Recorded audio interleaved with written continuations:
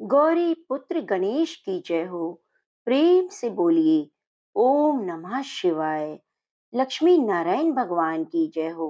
प्रिय भक्तों, आज मैं आपको रसपान कराने जा रही हूँ पाप मोचनी एकादशी में सुनी जाने वाली गणेश भगवान की बड़ी ही दुर्लभ और पौराणिक कथा। तो प्रेम से बोलिए गणेश भगवान की जय हो। आप इस कथा को पूरा अवश्य सुने और कमेंट बॉक्स में गणेश भगवान की जय जरूर लिखिए। एक गांव में एक बुढ़िया माई अपने परिवार के साथ रहती थी। बुढ़िया माई विष्णु भगवान की परम भक्त थी। वह हमेशा दोनों पक्षों की एकादशी का व्रत करती, कथा सुनती। उन्होंने कभी भी व्रत में गणेश भगवान की कथा ना तो कही थी और ना ही सुनी थी। इस कारण उनका व्रत अधूरा रह गया। पर बुढ़िया माई को इस बात का पता नहीं था। उनको लगता था कि वह तो पूरा व्रत कर रही हैं। उनके व्रत करने से उनको बैकुंठ लोक की प्राप्ति जरूर होगी। देखते देखते बुढ़िया माई मर गई। उन्हें लेने के लिए यमलोक के दूत आए। वे देखकर घबरा गई और बोले, मैंने जीवन भर भगवान विष्णु की भक्ति श्रद्धा भाव से एकादशी का व्रत किया। मुझे तो लेने बैकुंठ लोक का विमान आएगा। मैं आपके साथ नहीं चलूंगी। इतना कहकर बुढ़िया माई रोने लगी। विष्णु भगवान को पुकारने लगी। विष्णु भगवान गरुड़ पर सवार होकर बुढ़िया माई के पास आए और बोले, बुढ़िया माई, तूने तो पूरी श्रद्धा से व्रत किया, पर तूने कभी भी व्रत में गणेश भगवान की कथा ना तो सुनी और ना कही। इसी कारण तेरा व्रत अधूरा है। बुढ़िया माई विष्णु भगवान से जीवन दान मांगने लगी, ताकि वह एकादशी का व्रत करके उसका पूरा पुण्य प्राप्त कर सके। इस प्रकार बुढ़िया माई को विष्णु भगवान ने 2 साल के लिए फिर जीवित कर दिया। अब बुढ़िया माई जीवित होते ही गणेश भगवान का नित्य नियम करना चालू कर दिया। एकादशी का व्रत करती तो एकादशी की कथा सुनती और फिर गणेश भगवान की कथा सुनने लगी। इस प्रकार से 2 साल में 4 एकादशी बुढ़िया माई ने पूरी कर ली। गणेश भगवान की कृपा से एकादशी व्रत का पूरा पुण्य बुढ़िया माई को प्राप्त हुआ। बुढ़िया माई तपस्या से गणेश भगवान बहुत खुश हुए। बुढ़िया माई के सामने प्रकट होकर बोले, बुढ़िया माई, तुमने मेरे नित्य नियम के साथ ही बड़ी श्रद्धा पूर्वक कथा सुनी, इसलिए मैं तुम पर अत्यंत प्रसन्न हूँ।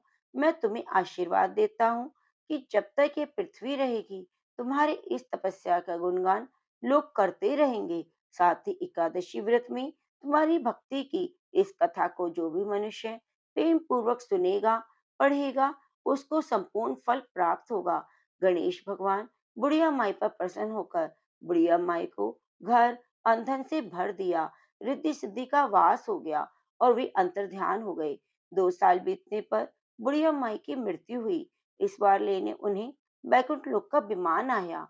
बुढ़िया माई को पूरे मान सम्मान के साथ बैकुंठ लोक ले जाया गया।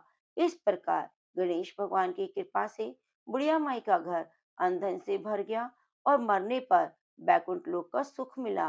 तो प्रेम से बोलिए गणेश भगवान की जय हो। हे गणेश भगवान, जिसे अब बुढ़िया माई पर प्रसन्न हुए, बुढ़िया माई के व्रत को पूर्ण किया, उसके घर को अंधन से भर दिया, वैसे ही एकादशी व्रत करने वालों का भी व्रत को पूरा करना, उनका फल पूरा देना।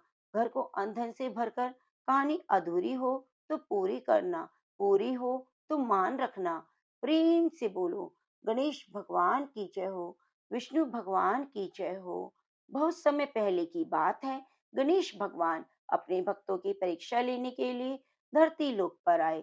छोटे बच्चे का रूप लेकर, एक मुट्ठी चावल, एक चम्मच में दूध लेकर एक गांव में गए।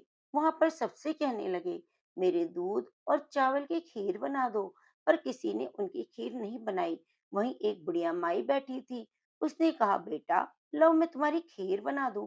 मैं बुढ़िया माई अपने घर के अंदर गई। खीर बनाने के लिए एक छोटा बर्तन चूल्हे पर चढ़ाया। तब बालक रूप में गणेश भगवान ने कहा, दादी माँ, छोटा बर्तन मत चढ़ाओ, तुम्हारे घर में जो सबसे बड़ा बर्तन है उसे चढ़ाओ। बुढ़िया माई ने बालक का मन रखने के लिए बड़ा बर्तन चढ़ा दिया। वह देखती ही रह गई कि वे जो थोड़े से चावल उस बड़े से बर्तन में डाले थे, वे तो भूरा भर गया। गणेश जी ने कहा, दादी माँ, मैं नहा धोकर आता हूँ, जब तक खीर तैयार हो जाए। तो बुढ़िया माई के पोते पोते खीर खाने के लिए रो रहे थे। बुढ़िया माई ने कहा, गणेश भगवान तेरे भोग लगना, कहकर चूल्हे में थोड़ी खीर डाल दी, कटोरी भरकर बच्चों को दे दी। बुढ़िया माई की पड़ोसन ऊपर से देख रही थी। बुढ़िया माई ने सोचा, ये चुगली कर देगी, एक कटोरी भरकर उसे भी पकड़ा दी। बेटी की बहू ने चुपके से एक कटोरी खीर खा ली, एक कटोरी चक्की के नीचे छुपा दी। बुढ़िया माई भी दरवाजे के पीछे बैठकर एक कटोरी खीर खा ली। उसके बाद बुढ़िया माई ने कहा, अरे गणेशा, खीर खा ले, मैं तो तेरा इंतजार कर रही थी। तब गणेश भगवान ने कहा, दादी माँ, मैंने तो खीर पहले खा ली। बुढ़िया माई ने कहा, कब खाई? गणेश भगवान ने कहा, जब तेरे पोते पोतियों ने खाई, जब मैंने खाई, जब पड़ोसन ने खाई, तब मैंने खाई, जब तेरी बहू ने खाई, तब भी मैंने खाई, और जब तूने खाई तो मेरा पूरा पेट ही भर गया। बुढ़िया माई ने कहा, बेटा तेरी सारी बात सही, लेकिन बहू बेचारी तो सुबह से काम में लगी है, फिर उसने खीर कब खाई? गणेश भगवान ने कहा, चक्की के नीचे देखो, झूठा कटोरा पड़ा है, तूने तो मेरे को भोग लगाया, वह तो बिना भूख के ही खा गई। तब बुढ़िया माई ने कहा, बेटा बताओ, बचा हुआ खीर का क्या करूं? तब गणेश भगवान ने कहा, पूरे नगर में बांट दो। जब राजा को यह बात पता चली तो राजा ने बुढ़िया को बुलाया, कहा, क्यों री बुढ़िया, ऐसा बर्तन तेरे पास कहाँ से आया? ऐसा बर्तन तो राजमहल में होना चाहिए।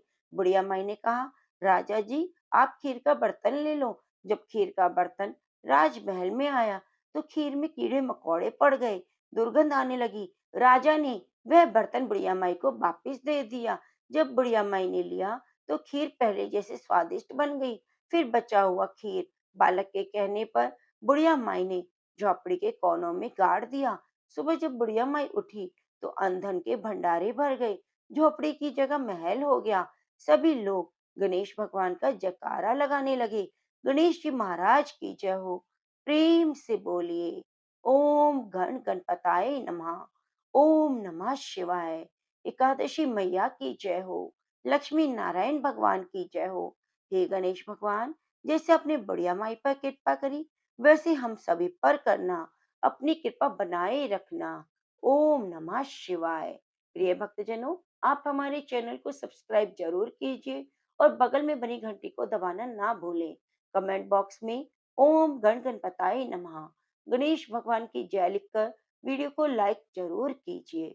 मिलते हैं अगली धार्मिक कथा कहानियों के साथ। तब तक के लिए नमस्कार।